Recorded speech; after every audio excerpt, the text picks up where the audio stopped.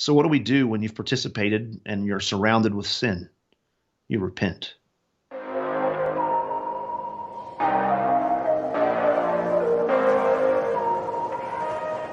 This is something, and two, man, I don't want to sound mean. I really don't, but it seems it seems to me that a lot of these spurious movements that come out, whether it be feminism, whether it be just some of the stuff we're going to talk about in a little bit with the transgenderism, it seems as if, and I'm just spitballing here, maybe, just maybe, that God created things with purpose, and it's almost like these spurious movements actually, if people stopped and thought about it for more than 5 seconds, it actually damages so much more than, I mean, what's the takeaway from feminism? Well, women get to be in the workplace.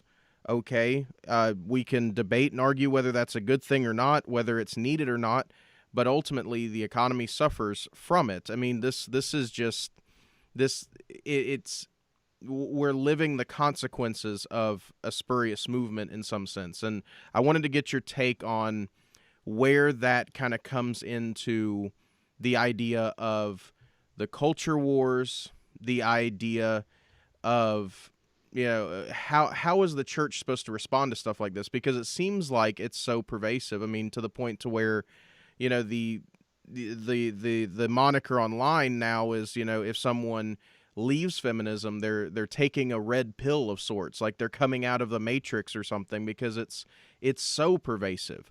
So I mean, even within the church, you have women pastors. We've got just all sorts of stuff, and now unfortunately, me bearing the name of Lutheran, I have to explain to everybody who meets me that I'm not a part of the ELCA. I'm not I'm a conservative, confessional Lutheran, and that alone is a big headache. What would you say to Christians who are looking at this saying, I want to be doing this. I want to be addressing these issues in the culture, but I'm a little overwhelmed because it seems like everything is geared towards this kind of upside down world. I mean, I don't even know where to start.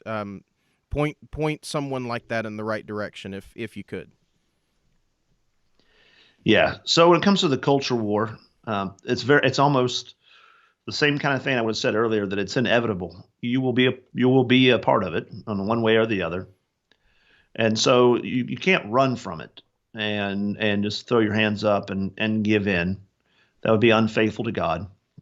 At the same time, for most of us, we see things going crazy and we're like, how do I fix this? Like, what do I do? And the truth is, most of us are all of us on the planet really are incredibly insignificant, but most of us live lives where we're going to be completely forgotten, and that's okay. But what we do is we have an impact where we live, right?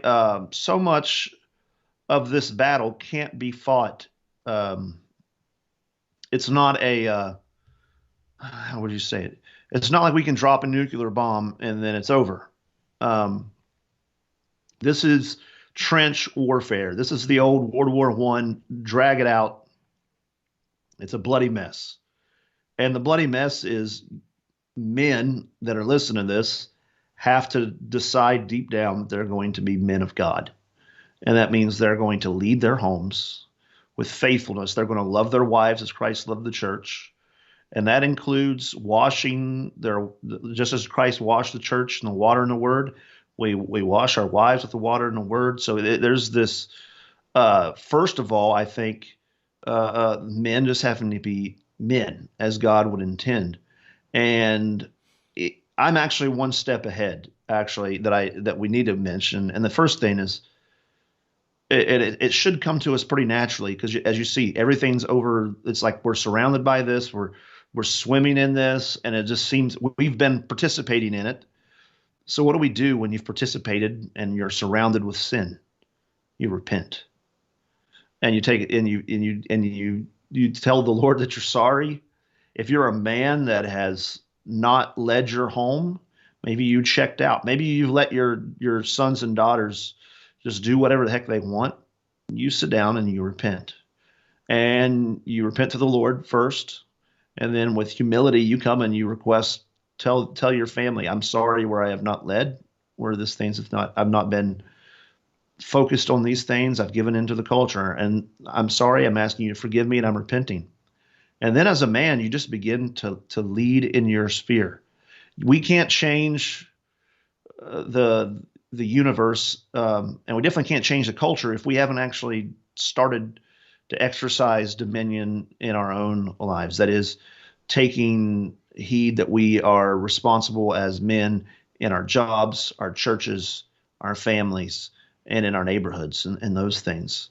So a lot of men need to be, if you will, you said red pilled, and then take it and live outside the matrix, saying, I'm not going to continue in this. Let the world go to hell. I'm going to be obedient to God, and I'm going to be a man. And men, as in my book, actually, which here's what it looks like. Um, Men lead. They build. They provide. They protect. They fight. They lead. They worship and proclaim. So there's 7 things that men do, and I think you have to start doing those things right in your own life.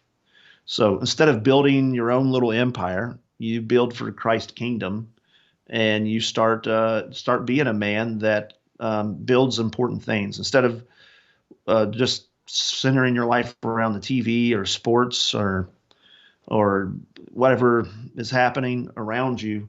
Start building up your household and your family for the long term. So, and the reason I love big giant cathedrals, I mean, they're just beautiful with the architecture and everything.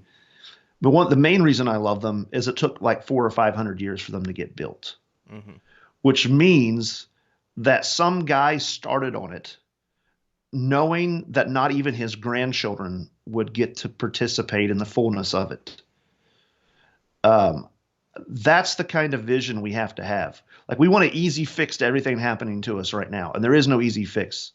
The fix is repent, trust the Lord, and start serving for the long term.